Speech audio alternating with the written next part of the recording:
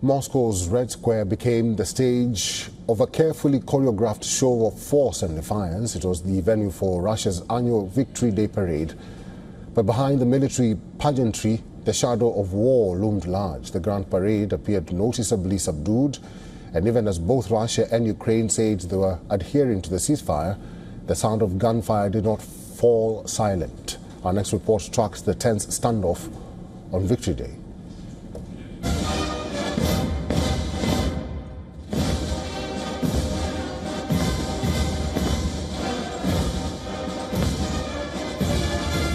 War drums are beating loud in Moscow. Amid a fragile three-day ceasefire, Russia held its annual Victory Day parade under the shadow of a potential Ukrainian attack. For the first time in 20 years, the celebrations were muted. There were no neat rows of tanks or ballistic missile carriers rolling down through Moscow's Red Square. Foregoing the traditional show of force in favor of security, Russia scaled back its grand militaristic Victory Day parade, which celebrates the Soviet Union's role in defeating Nazi Germany.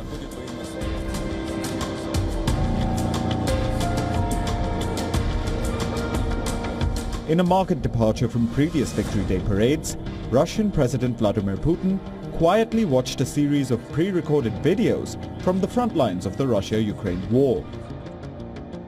The parade took place after intensified Ukrainian strikes deep inside Russian territory. In just 1 week, Ukraine struck at the front lines and at Russia's oil refineries.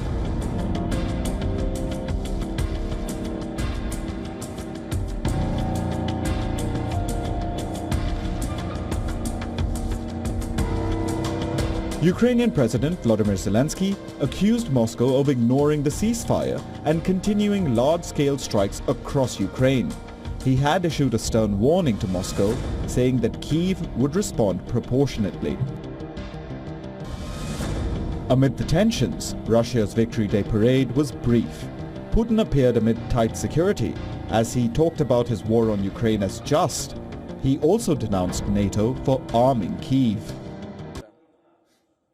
The great feat of the generation of winners inspires the soldiers who are carrying out the tasks of a special military operation today. They face an aggressive force that is armed and supported by the entire NATO bloc. And despite this, our heroes go forward. As the three-day ceasefire sets in, a sense of uneasy calm and distrust loom on both sides of the front line. While some longed for lasting peace, others questioned the ceasefire. I hope that the ceasefire lasts longer. All in all, I don't want the war to go on. It is terrible. When there is war, people, children, civilians die. Why all that? I want a peaceful sky and don't want the things that our ancestors, World War II veterans, had to endure to happen again. The Kremlin has clarified that the ceasefire is just for 3 days and not longer. They're already not observing it. About half an hour ago, I spoke with my parents.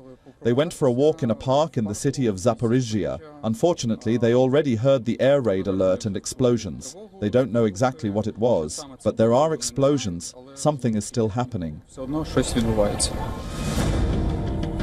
Ukraine and Russia traded fire at least 1,820 times since the 4th of May, when Putin first announced a ceasefire for Victory Day. And the bombardment didn't stop until May 9th, when Russia claimed to have repelled 246 Ukrainian attack drones, and Kyiv claimed that Russia targeted its Sumy region. Bureau Report, WION, World is One. Mr. Fred Weir is a journalist and political commentator. He is now joining us live from Moscow. Mr. Fred Weir, it's good to see you. Thank you very much for your time and welcome to the broadcast. The Victory Day parade was brief. It was scaled down. There were no military tanks this time around. And the president seemed uneasy, so to speak, during the Victory Parade. Both countries are still uneasy, and there's an uneasy calm in Ukraine and Russia. Your brief assessment of today's events. Well, it was scaled back, and I think the main reason was because Ukraine has stepped up its drone warfare against Russia and achieved quite a few successes in recent weeks. And so I think there was very real fear in the Kremlin that they would target, and I'm sure they said that the military parade would be a legitimate target. So I think they, discretion is the better part of valor. They decided to tone it down this year and get through it rather quickly. It was the 81st anniversary, so it's not like a jubilee year. I don't think it makes that much difference for Russians. They still remember World War II. It's the main day on the calendar, and everybody's going to have a big feast tonight. As for the ceasefires, I think we have Donald Trump to thank. He's the one who organized the 3-day ceasefire that is sort of in effect now. Last week, Zelensky announced one, which was rejected by Russia, and Putin announced one for 2-day ceasefire that was rejected by Ukraine.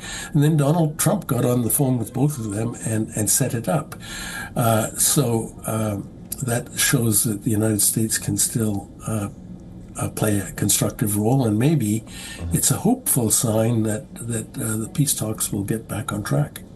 Mr. Weir, the war is growing unpopular in Russia because Russians are saying it's time to end the war. We've not had anything from the president, but you live in Moscow. What are people, what are Russians, what is the sentiments that they have on this war that is unending? I've never met anyone who is enthusiastic about it, and I do believe that people are getting quite exhausted with the war. It is, for the first time this year, for the first time during this 4 years of war, it is sort of coming home to people with these drone attacks, with the internet disruptions, which are said to be part of the electronic warfare, and just the slight, not serious, but slight economic downturn, which people are feeling as well. All those things are eating at people, and so there's more war fatigue than ever, I think, although in general things are stable and there's no panic or, there aren't, I don't see any reasons why upheaval would occur, but yes, people really wish this war would end. Mr. Fred Weir, it's good to see you. We'll have to end this discussion here. Thank you for talking to us today. Thank you.